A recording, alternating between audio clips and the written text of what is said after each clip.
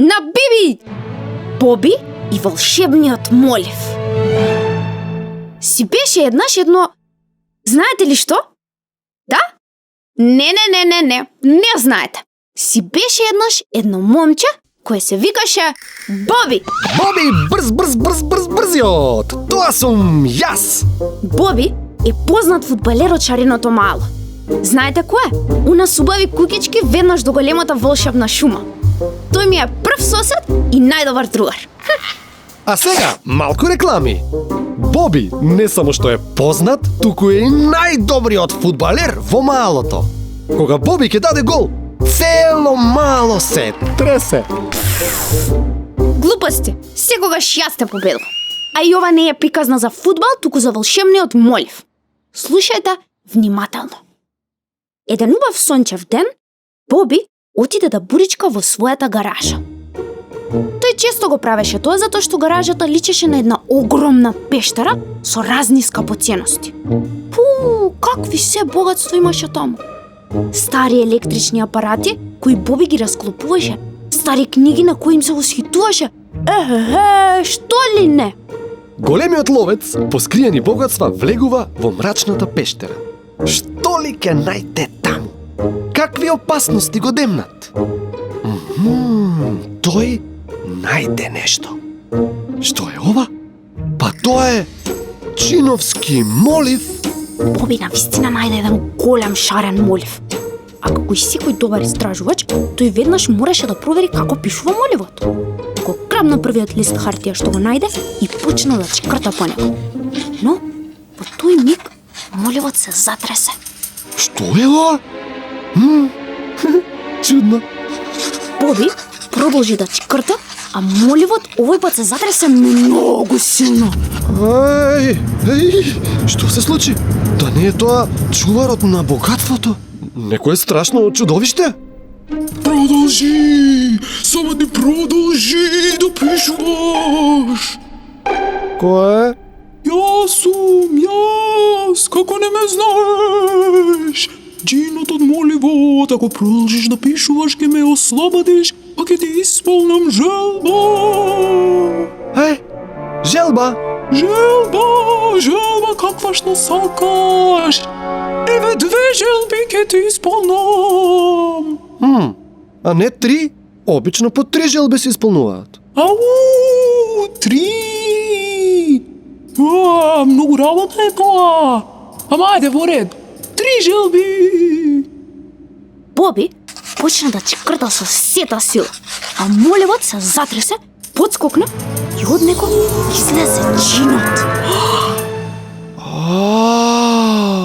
Колкав си бил!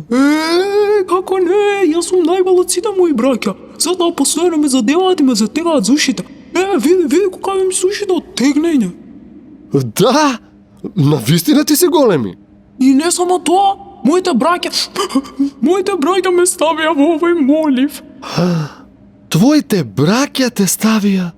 Како? Со магија како? Чирубу, чириба, абракадабра. Такви работи знаеш. И така ме заробија во моливот. Баш ми е жал. Многу се лоши тие моите браќа, леле. Не знаеш колку се лоши. Но да не зборуваме сега за тоа. Епа, тогаш ќе ми исполниш желби. Еве, например, нов компјутер. Што е тоа? Компјутер? Знаеш, за играње. За играње? Па, и за други работи, за други. Не знам јас компјутер. Нешто друго смисли. Ајде. Еве, нов велосипед.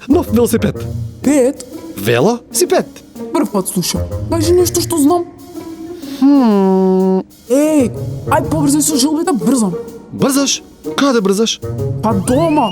Каде на друго место? 1000 години сум заробен во моливот. Сакам дома да си ги видам жената, децата, моите мали джинчиња. Кој знае колку пораснале во меѓувреме. А каде живееш ти? Па во джин земја, каде да живеам? Прекрасно место. Навистина, мора некојаш да дојдеш да го посетиш. Само најдобро да дојдеш кога моите браќа не се таму. Туку, ајде, смисли ли желба? Епа, еве нешто што сигурно го знаеш. Летечки килим. Летечки килим? Кај се чуло, кај се видело килим да лета. Па, во сказните. Момче, те лажел тебе некој нешто, а?